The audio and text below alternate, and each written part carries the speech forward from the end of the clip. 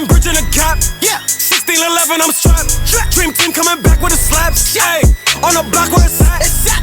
White cracks getting smacked. Who gon' read? I'm about to snap. This straight facts, my boy, no cap. Scripts going up.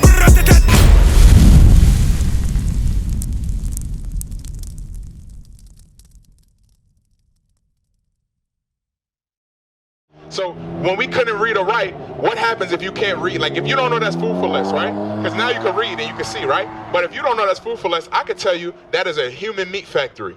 You'll never go in there. You'll say that's the human meat factory. They're going to kill me if I go in there. That's what they did with the Bible. Right. They took the Bible, they took your ability to read away, and then now they can tell you it means whatever. But what we got to do, our obligation to God, is to pick the book up and read it. Right, Revelation 1 and verse 3 real quick. And then I'm going to show you something that we should read, but the church does not read it for us. You understand? What's your name again? Nisi, right? Nisi, okay, watch this. Revelation 1 and 3, watch. This is what we're trying to show our people. Read. Revelation chapter 1 and verse 3. Blessed is he that readeth.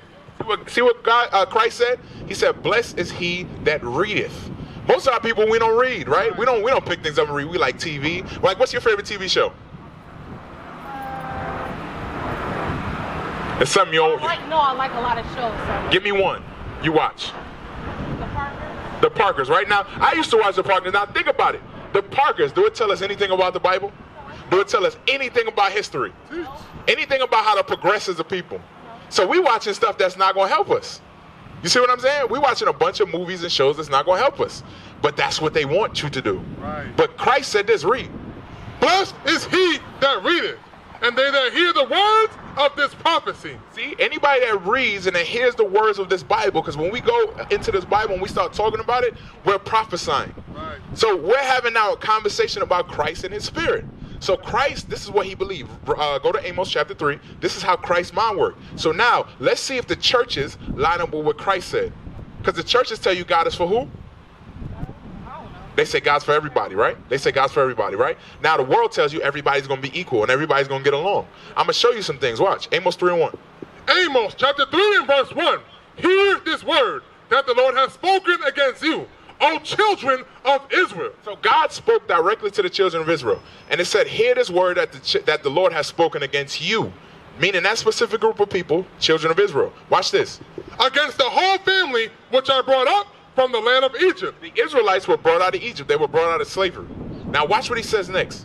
You only. Now the two words, read it again. Those two words. You only. What do those words mean? You only? Yes. Does that mean everybody? No. What does that mean? Either one person or a specific group of people. Right. Now we're on the same page. So he said, you only. Now, how you doing, my brother? All right, you got a flyer? He said, you only, right? Watch it again. You only have I known. Now, if he says, you only have I known, and he was talking to who again? The children of Israel.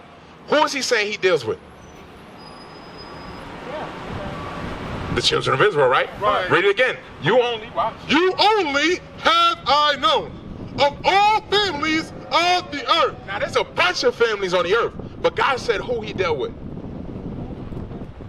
Only the children of Israel. There goes, sis, it's connected. I'm taking my time with you, right? Because what we don't know is God only dealt with a specific group of people. Right. Joel 2 and 27. So now you got to ask yourself, if these people did this to you, they put you into slavery, right? The same people that gave you this image and put you in slavery, gave you your understanding of the Bible, why would they give you the right understanding? You see what I'm saying? They lied to you. So now they told you this earth, this side of the world's for everybody, because you probably found that on the internet or somewhere, right? No. Where? What book? I know that. From what book? I didn't read it from a book. Okay, so that's what I'm telling you, right? In order for us to get information, right? Like, spell your name. Just give me the first letter of your name. How did you learn that? No, somebody taught you the alphabet, sis.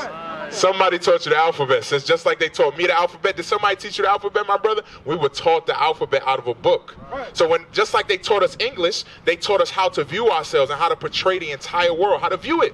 So your worldview, you may think it's yours, you may think you came up with it, but if I'm trying to poison you or brainwash you, I want you to think you came up with it.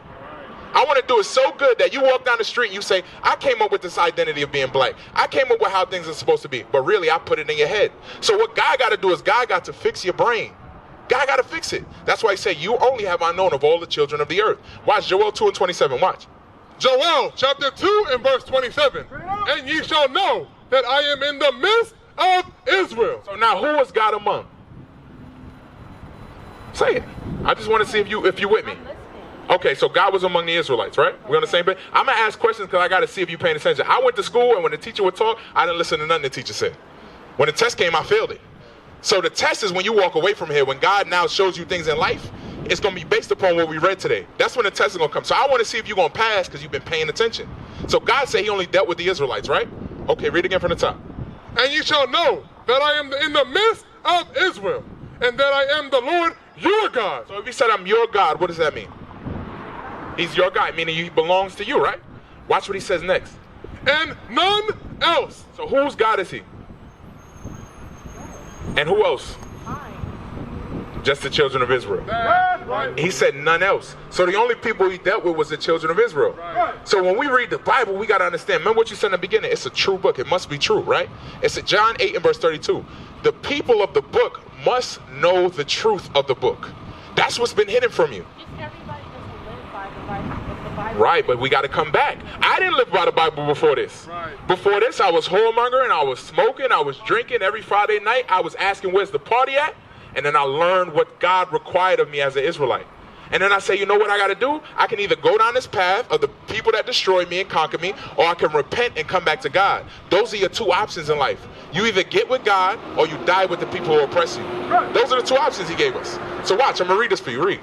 John chapter 8 and verse 32. When Christ came on the earth, right, he said this to the people because they had been lied to too. They were under Roman captivity. They were Caucasian as well. He was living under their rule. And Rome is the same thing as America. It's just an extension. America is an extension of that. So when Christ came, this is what he said. And ye shall know the truth. He said, I'm going to make known to my brother, to my sister, the truth. But I still believe that we're all God's people. Okay, I'm going to show you that. No, whether you look at it like, well, only... Sis. There wouldn't be based upon what? And blacks. I'm saying nobody would be here if we weren't all God's people. Okay, look. We're all God's creation. Right. I agree with that. Saying, yeah. Watch. I'm gonna show you that. Does God hate? Yes or no? I don't know.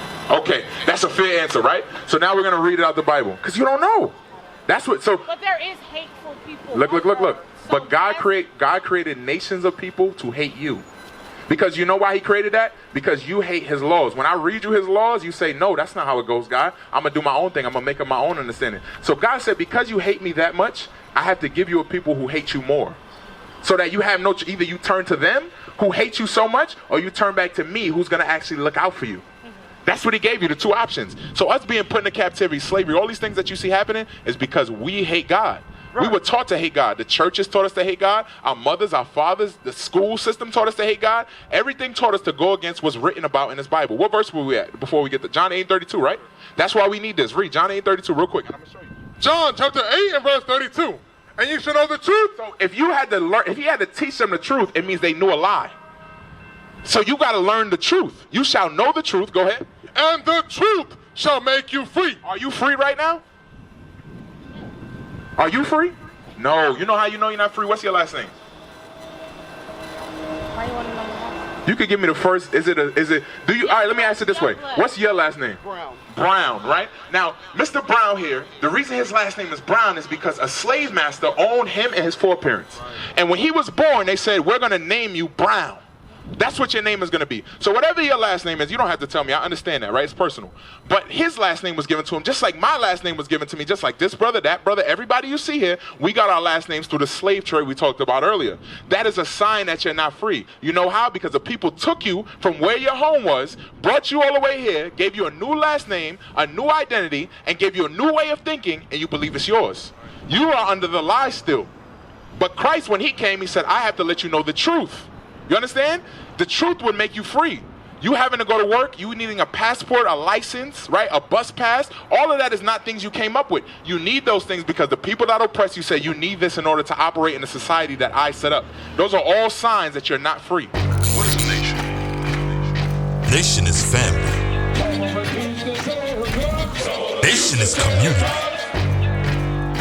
Nation is men leading by example. Nation is women's support. Nation is children with role models. Nation is unity. Nation is you.